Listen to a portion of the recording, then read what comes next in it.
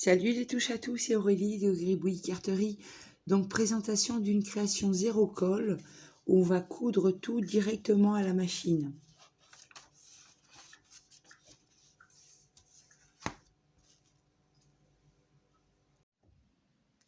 Donc pour faire une démonstration plus simple avec cette idée, j'avais brodé sur une chute de toile Luguna.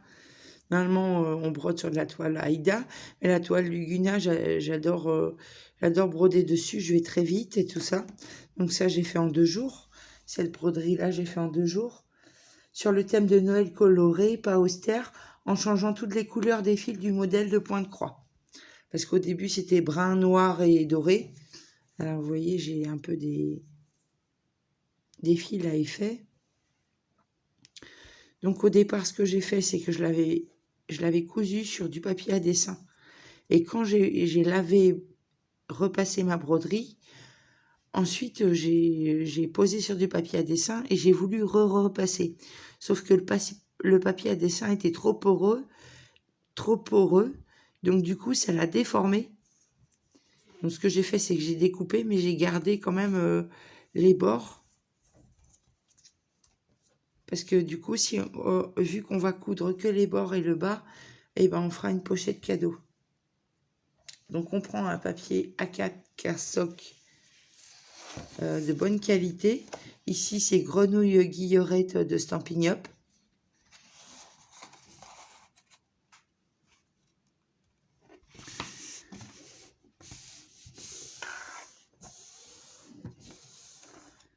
On plie en deux. Qu'est-ce que j'ai fait de mon petit plioir? Non, j'ai pas mon petit plioir, mais ça devrait aller. Enfin, voilà. Et puis avant de sortir et de préparer la machine à coudre, on réfléchit comment on va positionner la broderie. Donc là, ça sera vraiment les mesures just. Vous voyez, par rapport à un A4 plié en 2, un A4, ça fait 15 cm par 21. Donc là, on va coudre. On va coudre aussi à l'intérieur, je vous montrerai après, une feuille de papier vieilli pour pouvoir plus écrire.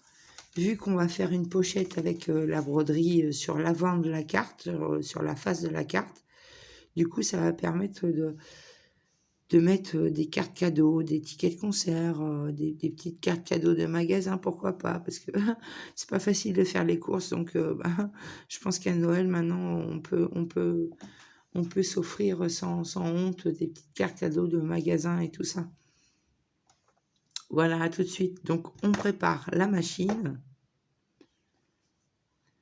et on va coudre directement sur le carton.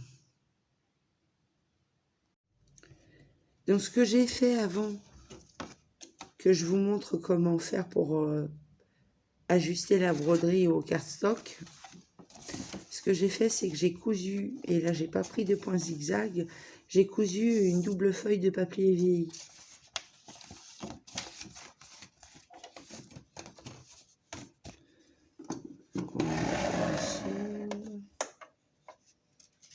Donc on positionne la broderie en même temps que le cardstock.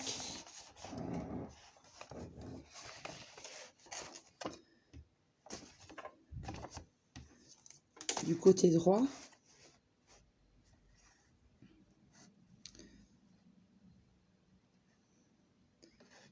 Donc elle est just, comme je vous disais, c'est just, elle est just.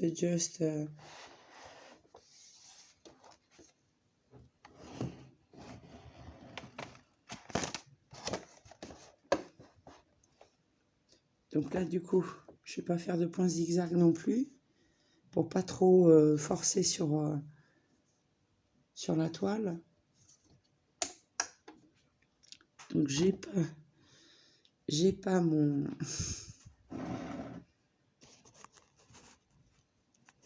Voilà. J'ai pas mon guide fil, donc j'espère que ça va pas trop bourrer.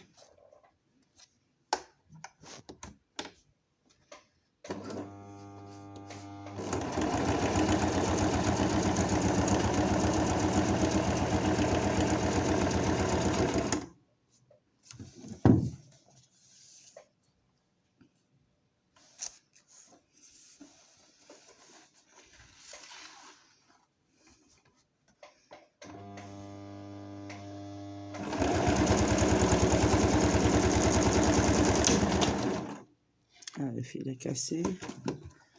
Les fils à casser.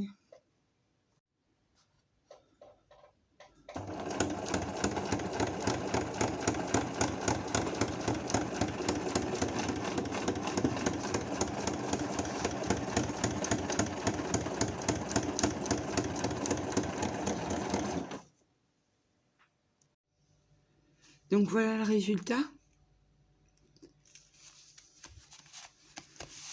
Dans la pochette qu'on a faite avec la broderie, vous pouvez glisser votre carte cadeau. Là, c'est juste un carton pour la démo. À l'intérieur, alors évidemment, le fil, il est apparent. C'est pour ça, préférer des rectangles plutôt que plein de petits carrés et tout ça. Sinon, vous doublez votre page ici. Et à l'intérieur, on a un double papier, style grimoire, pour écrire vos vœux de bienfaisance et puis de remerciements en fin d'année. Donc voilà, donc vous pouvez aussi, alors je l'ai mis où? Je ne sais plus, vous pouvez aussi parfumer un petit peu votre carte.